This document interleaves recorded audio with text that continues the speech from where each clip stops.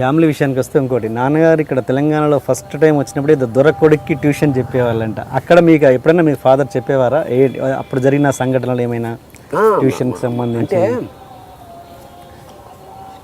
మా నాన్న first man to come in మా ఫ్యామిలీస్ అని 1934లో వచ్చే టెంకంపేట అని ఉందట ఊర్లో. అక్కడ దొర ఓ రెడ్డి గారి అబ్బాయి అంటే అప్పుడంతా దొర గడి ఆ టైప్ ఉండేది కదా. వచ్చి ఒకరికి ట్యూషన్ చెప్పేవాడు లేదగా. తర్వాత ఆయన దిగినప్పుడు ఒక సంఘటన చాలా తమాషా. ఆయన దగ్గర రూపాయి ఉంది, రూపాయి 4 పావలాలు ఉన్నాయట. సికింద్రాబాద్ స్టేషన్లో దిగాడు సామంతుడి ఎదురుగుండా జనతా హోటల్ వెల్కమ్ ఉండదు, ఇప్పుడు దాన్ని మారిపోయింది రూపం. ఉంది, హోటల్ అయితే ఉంది. మెట్లు ఎక్కుతున్నాడు. డబ్బునే కింద అడుగుతారు కదా ముష్టివాడు. మా నాన్న జేబులో చేయబెట్టి ఢింగన పావులు వేసేట వేసి పైకి వచ్చి కూర్చున్నాడు. హోటల్ ఎట్లుంటుందంటే హోటల్ గేట్ దగ్గరే ఈ ఓనర్ కూర్చొని ఇలా చిల్లర ఇలా ఇలా అనుకుంటుంటాడు. ఈ వచ్చే వాళ్ళని పోయే వాళ్ళని చూస్తుంటాడు కదా. ఇది గమనించాడు.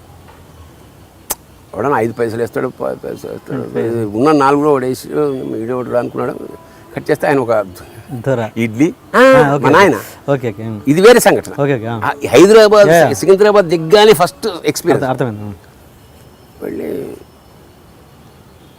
ఓ ఇడ్లీ, ఓ దోశ, మేము అప్పుడు గట్టిగా తినేవాడు కదా, ఒక కాఫీ. వాడు 80 పైసలు వేసాడు బిల్లు. చూస్తే 75 పైసలు. పైసా తక్కువైనా బిల్లు కన్నా తక్కువ ఇచ్చినట్టే కదా. అంతే. వచ్చి 70 పైగా ఊరు ఫస్ట్ టైం వచ్చాడు.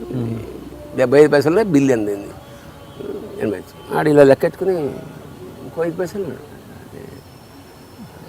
లేవు. మరి ఎందుకుంటే నువ్వేమో నువ్వేమో జమీందారు బాయ్. వచ్చేటప్పుడు వాడికి పావులు వేసావు ఎందుకుంటే. అప్పుడు ఆ తర్వాత జీవితాంతం వాళ్ళు ఫ్రెండ్స్ అయ్యారు. అది మా నాన్న అక్కడికి వెళ్ళి కాఫీ తాగుతుండేవాడు చాలా కాలం.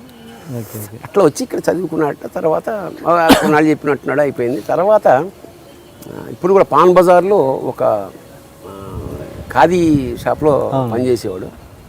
ఆ తర్వాత రైల్వేలో ఎవరో బంధువుకి క్యారేజ్ ఇవ్వడానికి వెళ్ళాడు అట. సెకండ్ ఫార్మ్ మా నాన్న ఇంటర్మీడియట్ పీరియడ్, మంచి ఇంగ్లీషు, అద్భుతమైన రైటింగ్ అన్నీ చేశాడు. క్యారేజ్ ఇవ్వడానికి వెళ్తే ఎవడో వీడు అనే వాళ్ళు ఆయన ఉంటారు. అంటే ఇట్లా సేతురావు, TVSS రామలింగ, పెద్ద పేరు మా నాయన. తనికెళ్ళ వెంకట సుబ్రహ్మణ్య సేతు రామలింగేశ్వరరావు. ఇంత పేరు పెళ్ళాక T సేతురావు అని పెట్టుకునేవాడు. క్యారేజ్ ఎవరంటే మా బంధువుల అబ్బాయి. ఏం చేస్తున్నావు అంటే సెకండ్ ఫార్మ్ ఉద్యోగం చేస్తాడా అన్నట్ట. అంటే మరి దానికి ఎక్కడో చేస్తున్నాడు. అప్లికేషన్ ఫారం సంతకం పెట్టి ఫిలప్ చేసి పోయి రేపు రమ్మను. ఖచ్చితంగా రేపటి నుంచి రైల్వేలో జాయిన్ అయిపోయాడు. అట్లా అక్కడి నుంచి అట్లా మా ఫ్యామిలీ ఇక్కడ ఉండిపోయింది. ఆ ఊళ్ళల్లో ఎవడు హైదరాబాద్ వెళ్ళాన్న మా నా చేతిలో ఉన్నాడు కదా, దిగిపోయేవారు. సత్రం, మా ఇంట్లో సత్రం అన్నమాట. మా అమ్మ 22 జొన్న రొట్టెలు చేసేదిట. ఒక జొన్న రొట్టె ఒకటి తింటారు. కరువు వచ్చినప్పుడల్లా అన్నం లేదు అప్పుడు, రేషను జొన్న రొట్టె. అట్లా మా నాన్న కొంచెం సోషల్ మనిషి, దిల్దార్ ఆద్మీ. రమ్మని రాని బంధు ప్రేమ, స్నేహితులు అట్లా. అంచేత మాకు ఆ స్ప్రెడ్ ఎక్కువైపోయి కొన్ని ఉంటాయి ఆ లక్షణాలు మాకు సంక్రమించడం. అట్లా కరువు వచ్చినప్పుడు ఆ జనరేటర్లు పంచేవారంట అమ్మగారు. ఇంట్లో 20 మంది ఉండేవాళ్ళు అంటే ఇవన్నీ పంచడం కాదు, కుటుంబ సభ్యులు. ఆ కుటుంబం పక్కన పెడితే కరువు వచ్చినప్పుడు అదే వీళ్ళ ఫ్రెండ్స్ అట్లేదు అంతా. బట్ మా నాన్న ఒకటి చెప్పాడు, తను ఈ గూడ్స్ సరుకులు తెచ్చే దాంట్లో ఇన్ఛార్జిగా ఉండేవాట. గూడ్స్ ఏది కందిపప్పు, బియ్యం ఉంది కదా, దానికి ఇన్ఛార్జిగా ఉండేవాట ఆ గూడ్స్ ట్రైన్కి. ఇక్కడ నార్త్ ఇండియా నుంచి ఇట్లా వస్తున్నప్పుడు ఈ పల్లెటూళ్ళు ఇక్కడ నాగితే ఈ పాపం గుడిసెలు వాళ్ళు ఉంటాయి కదా, వాళ్ళని పిలిచి అన్నీ ఈ పప్పు ఇచ్చేసేవట. ఇక్కడ బస్తాలు లెక్క కదా అప్పుడు.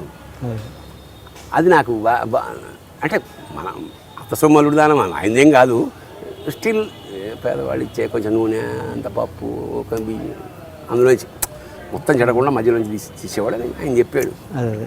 ఆ దొరకొడికి ట్యూషన్ చెప్పేటప్పుడు ఏదైనా సరదా సంఘటనలు ఏమైనా చెప్పేవారా? గుర్తున్నాయి అస్సలు. అది ఇప్పుడు ఆ టెంకంపేట ఎక్కడుందో పట్టుకోవాలి నేను. అది నాకు మొన్న కూడా అడిగా, ఇట్లా వచ్చా 34లో వచ్చినప్పుడు ఎట్లా ఏం జరిగి ఉంటుంది ఇక్కడ ఇట్లా అందరు.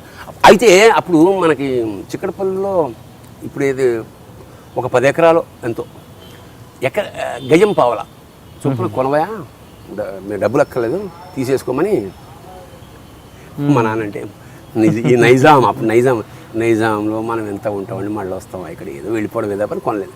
మేము కొంచెం అది కనుక కొని ఉంటే ఇప్పుడు ఆయన చెప్పేసారు మనం పరిస్థితి ఎట్టుండేది, ఎందుకు కొనలేదా అంటే పావలా అయితే ఎందుకు కొనలేదు, మా అప్పుడు పావలాయం లేదురా అని తిట్టేవాడు మా నాన్న.